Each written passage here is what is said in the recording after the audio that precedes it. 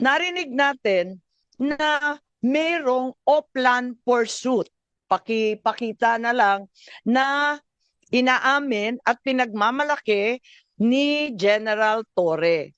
Sabi niya, hindi ito spur of the moment. Huwag kayong maniwalang spur of the moment dahil matagal ko nang pinaplano ang Operation Pursuit. Ayan.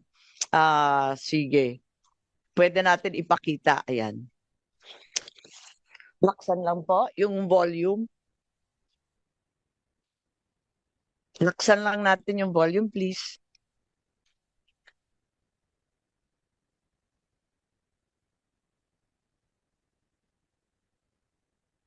Dapat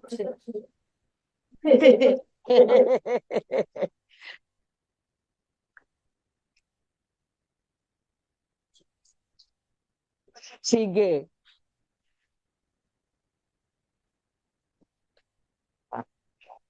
Hindi nag-stop.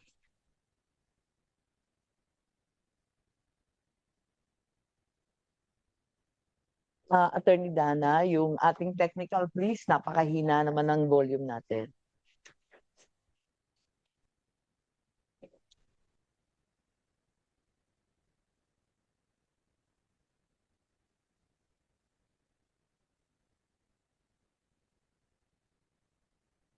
Paano yung kasi kailangan niyo po talaga siyang ilipad sa daig no matter what on that day. So paano po ibinaba sa inyo ni PNP Chief Marbil na how did he say that to you na no matter what we need to fly the former president to the Hague and we need to implement the ICC arrest warrant?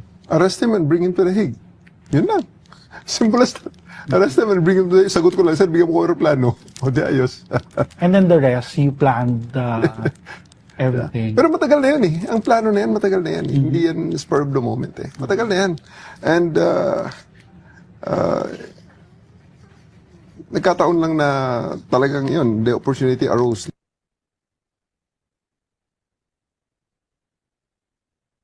Ayan, maliwanag, may Operation Pursuit, sabi nga ni General Torre, matagal na yan. Hindi yan spur of the moment. Inutos ni General Marbil, ang Chief PNP, and the operation was planned as early as January 2025. So hindi natin pwedeng sabihin na madalian at waring nakita ko bit-bit ni General Torre nung pumunta siya dito sa first hearing dahil pinagmamalaki nga niya na napakakapal nung plano niya. Ang Oplan Pursuit 80 pages. At maliwanag na ang PNO had prepared a secret plan, Oplan Pursuit, to detain PRRD, including scenarios of arresting him either in Manila or Davao. It also contained maps of properties of the former president, his partner, his allies, with arrows labeling the nearby streets where the PNP could access the property. Sana hihingi ako ng kopya nitong 80-page plan called Operation Pursuit. At gusto ko rin sana malaman, katulad ng sambayanan, kung kailan nag-umpisa to. Dahil obviously, itong Operation Pursuit was concocted weeks, if not months before March 11. Panay ang sabi nila, nagulantang daw sila nung dumating nung March 11 ng umaga. Pero mukhang hindi naman yata totoo to. Hindi naman yung Interpol o yung diffusion notice na dumating ng March 11 ng 3 a.m. ang nag-umpisa nitong lahat. Kundi, nung nakaraang taon pa, Mayo pa lang, klarong-klaro na. Madam Chair, may I move that this committee issue a subpoena duces tecum to the PNP to produce that document? Madam Chair, before you rule on that, did the cabinet secretaries also submit already the whole video? Kasi they said last time Putol.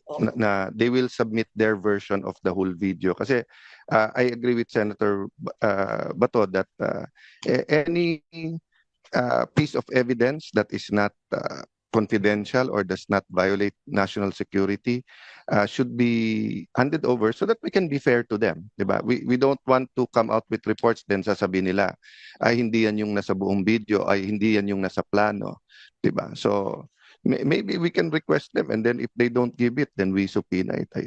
But I submit to you, Madam Chair, kung Yes, I'm in full agreement with both our senators. And certainly, the comment that there was no plan until they received the Interpol warrant or diffusion order is highly doubtful. Pati yung New York Times, alam yung balita tungkol sa plano. Bakit tayo walang maibigay na plano sa ating komite? Pagkatapos yung complete video na hinahanap ni Senator Cayetana, tama po kayo. Hanggang Madam ngayon, Chair. hindi pa nabigay. pero baka kasi kasama sa 80-page plan yung paghuli kay Senator Bato. So hindi talaga pwedeng ibigay muna sa atin. Senator Bato, anong comment nyo dan?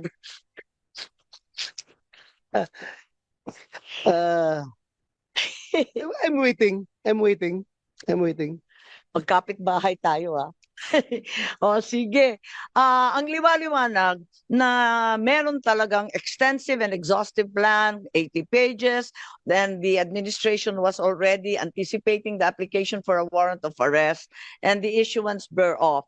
It's also apparent there was some kind of communication and coordination with the ICC.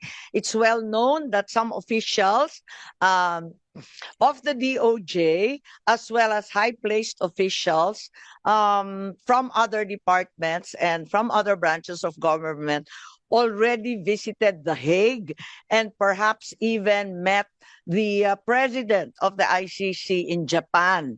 So we are very deeply concerned about this contradiction in the claims. Kasi ang liwaliwanag na may communication and coordination na, tapos may sinasabi pang mga official channel through DOJ sa The Hague, backdoor channel. Bakit tinatago pa ng gobyerno? Tapos na to Tapos na ito, hindi na siya national security issue. How could the administration have known for weeks, if not months, in advance that the ICC will issue a warrant of arrest if, as claimed by the Secretary of Justice, the country was not communicating with the ICC? Parang hindi ka panipaniwala na gulat naman tayong lahat. So Madam sana yan klinaro nila. Yes, Senator Cayetano. On your point that feel free to interject, just on the point of ongoing investigations, o may kaso ba? I was really deeply disturbed and shocked when Secretary Boying Remulla told us that lahat nung this is my words so I will refer to the record naman sa eksakto niyang sinabi at yung terminology, but sabi niya, Senator Bato, nung huling hearing na parang lahat, and you might want to refute that